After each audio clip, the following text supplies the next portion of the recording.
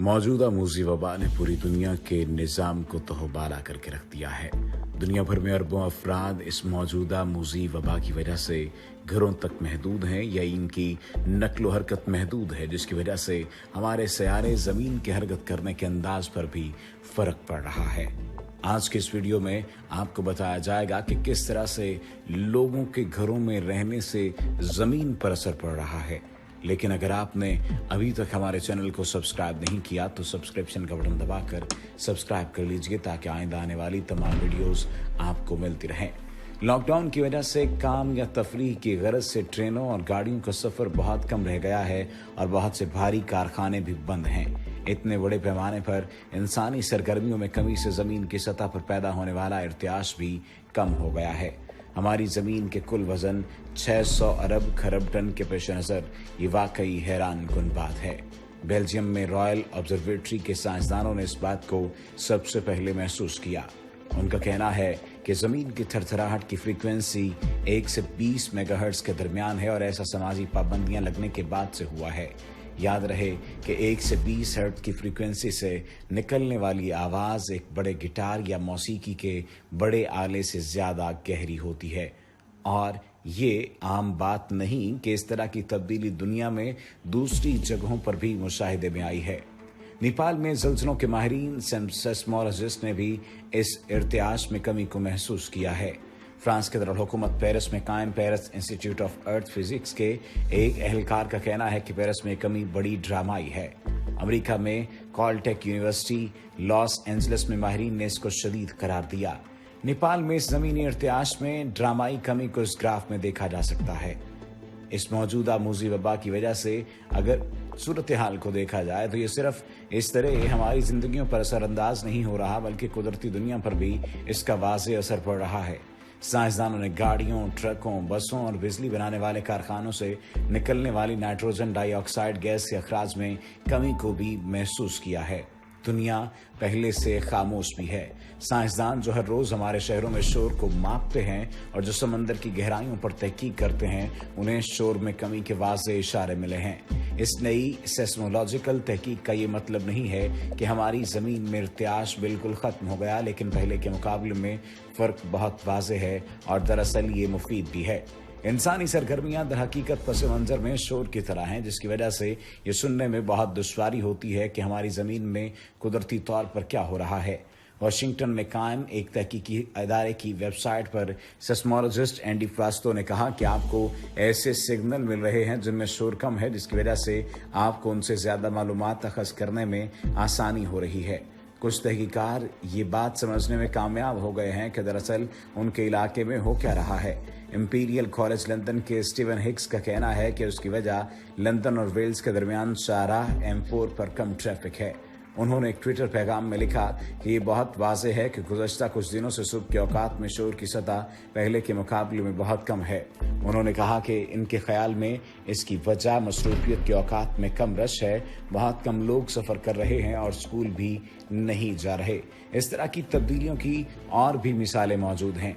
जिस तरह के आपको मालूम है कि इंसानी सरगर्मियों का अंदाज हर रोज़ और हर साल बदलता रहता है, क्योंकि कुछ औकात में लोग सरगर्म होते हैं, दिन के मुकाबले में रात के वक्त निस्बतन सुकून होता है और त्योहारों और छुट्टियों में भी सरगर्मियां कम हो जाती हैं। लेकिन इस वक्त दुनिया भर में जो हो रहा है वो कई हफ्तों और महीनों तक तवील होने का इम्कान है और आम हालात में ऐसा मसीही फ़िरके से ताल्लुक़ रखने वाले मुल्कों में सिर्फ क्रिसमस के दौरान ही होता है।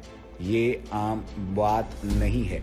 अगर बात की जाए दुनिया में मौजूद लॉकडाउन में घिरे हुए लोगों की, तो इनके अनोखे और तख्लीकी तरीकों का भी जिक्र करना बहुत ज़्यादा ज़रूरी है। पनामा का जिक्र करते हैं, जहां पर वस्ती अमेरिका के इस मुल्क में अब तक इस मौजूदा मूजी वबा के 1000 मुसद्दिका केसेस सामने आए हैं और यहां इस वायरस के फैलाव को रोकने के लिए लोगों को सिन्फ की बुनियाद पर अलग रखा गया है। बुध के रोज से मर्द और ख़वातीन एक ही वक्त में सिर्फ 2 घंटे के लिए अपने घरों को छोड़ सकेंगे और ऐसा भी मुख्तलिफ दिनों में होगा। इतवार के रोज किसी को भी घर से निकलने की इजाज़त नहीं होगी। वज़ीर सिक्योरिटी ने एक प्रेस कॉन्फ्रेंस में इस बात का ऐलान किया और वाज़े तौर पर कहा कि ये मुकम्मल करंतना और कुछ नहीं, सिर्फ आपकी ज़िंदगी बचाने के लिए है। کولمبیا کے کچھ علاقوں میں لوگوں کو ان کے قومی شناختی کارڈ نمبر کے آخری ہندسے کی بنیاد پر باہر نکلنے کی اجازت ہے۔ مثال کے طور پر بارنکا برمیہا میں ایسے افراد جن کے شناختی کارڈ نمبر کے آخر پر 0, 7 یا 4 کا ہندسہ آتا ہے، وہ سوموار کے روز اپنے گھر سے باہر نکل سکتے ہیں، جبکہ وہ افراد جن کے شناختی کارڈ نمبر کے آخر پر 1, 8 یا 5 کا ہندسہ آتا ہے، منگل کے روز گھر سے باہر جا سکتے ہیں۔ قریب موجود بولیویا میں بھی یہی طریقہ اپنانے کی تجویز دی جا رہی ہے۔ دنیا بھر میں ایک وقت پر تو سربیا کی اگر بات کی جائے تو سربیا کی حکومت نے لاک ڈاؤن کے دوران کتوں کی واک کے لیے رات 8 سے 9 بجے تک 1 گھنٹے کی اجازت دی تھی، تاہم بعد میں اسے ختم کر دیا گیا۔ جانوروں کے ایک ڈاکٹر کے مطابق شام کی سیر نہ کرنے کی وجہ سے بہت سے کتوں کی حالت خراب ہو سکتی ہے اور ان میں پیشاب کے مسائل اور گھروں میں بنیادی حفظان صحت کے مسائل بھی بڑھ سکتے ہیں۔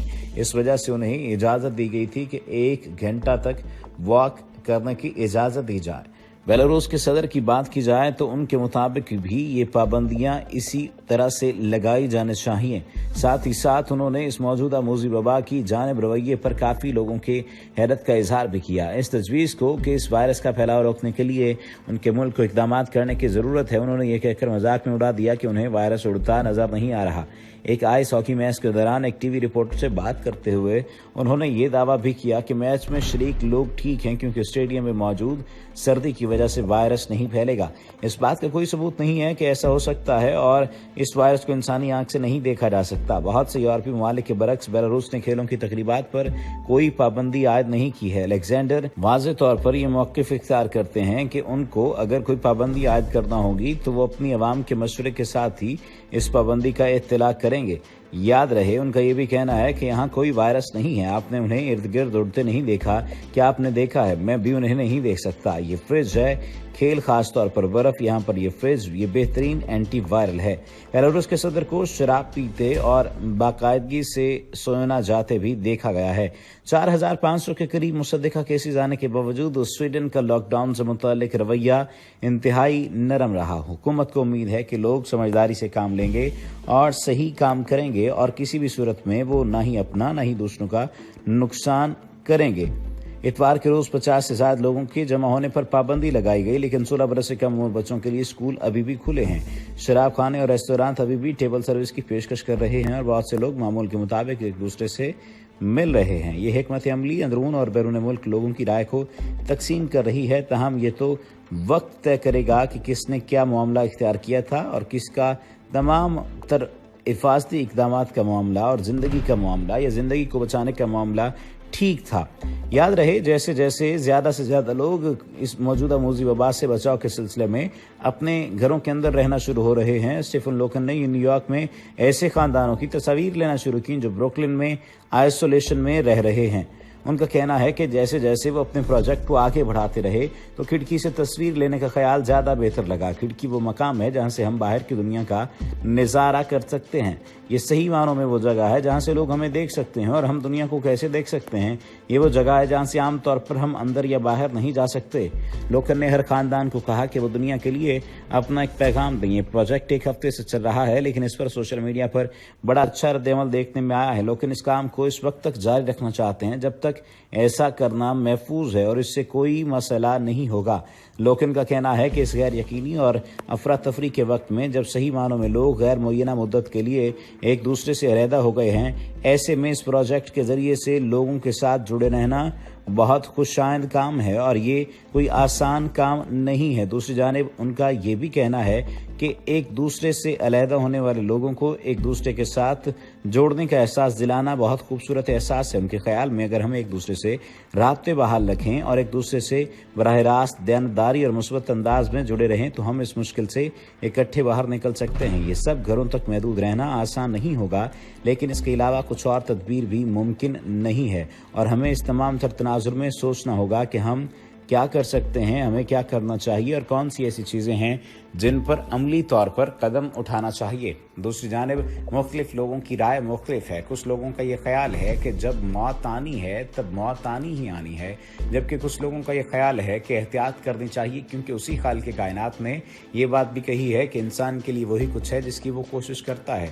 تو کوشش کرنے کے تحت ہی اپنے آپ میں بدلاؤ لایا جا سکتا ہے، اپنی صورتحال میں، اپنی چیزوں میں، اپنے معاملات میں بدلاؤ لایا جا سکتا ہے، اور اس بدلاؤ کو بہتر طریقے میں انجوائے بھی کیا جا سکتا ہے۔ لیکن شرط یہی ہے کہ کوئی کرنے والا ہو، کوئی سوچنے اور سمجھنے والا ہو۔ اگر نہیں کوئی انڈیویجول کر سکے گا تو پھر گروہ اور جماعت اور قوم کس طرح سے کر سکے گی؟